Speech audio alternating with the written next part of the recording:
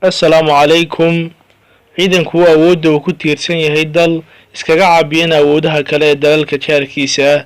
maanta mawduucanan waxaynu kaga hadli doonaa shantii ciidan ugu xoogganaa abid soona mara taariikhda bini'aadamka. mawduucan maanta waxaa idin soo gudbinaya anigoo ah walaalkan cabdimajiid. ku soo dhowow.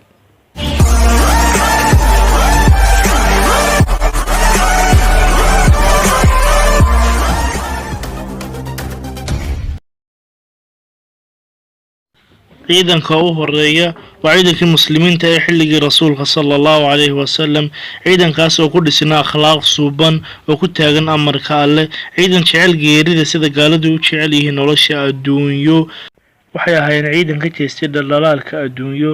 sababta ugu weyn ee ka dhigtay mid taariikhdu xusteena ay ahayd cabsida alleh iyo adeecidda rasuulkeeni subanaa, taasoo u saamaxday in adduunka badankiisa ay ka taliyaan.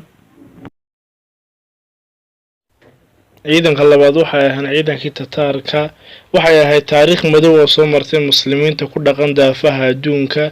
qarnigii 7 hijriyada ayaa waxa uu aas-aasay nin la odhan jiray Genghis Khan ama Timujin, ciidan hor leh oo u tababaran xasuuqa iyo dilka bini'aadamka. waxa ay ciidanka tataarku duulaano isdaba jooga kusoo qaadi jireen dhulalkii xilligaas ay ka talin jireen muslimiintu. sababaha ugu weyneed ee u saamaxday inay ku duulaan ciidanka tataarku dhulalka muslimiinta in ay ahayd muslimiintu oo ay soo wajahday fakhri dhanka siyaasadda ah, taasoo ka dhigtay in ay muslimiintu ay iyaga dhexdoodu ka socdaan dagaalo ba-an oo gobolba gobolka xigay uu ku duulayay. taariikhyahanadu waxa ay sheegaan in ay ku dileen ciidanka tataarku hal maalin gudaheed tiro lagu qiyaaso 2 milyan oo qof kadib ay qabsadeen magaalada Baqdaad.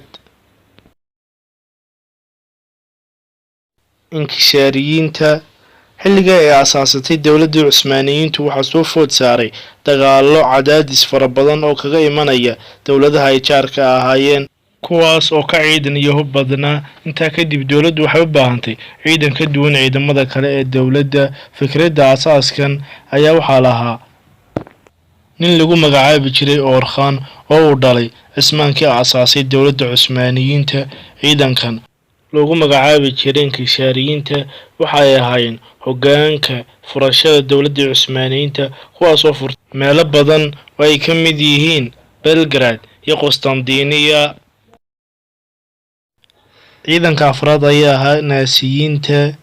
waxaa ciidankan hoggaan u ahaa dhiigyacabkii weynaa ee Adolf Hitler. waxa uu ciidankaas cagta mariyey tiro lagu qiyaaso 17 milyan oo qof.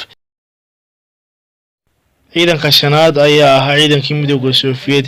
ciidankan waxaa la aasaasay 1920kii. wuxuu ahaa midow buuxa oo ay ku midoobeen 16 jamhuuriyadood, halkaas oo ciidankaasi ku noqday ciidanka ugu xooggan ee waayadaas.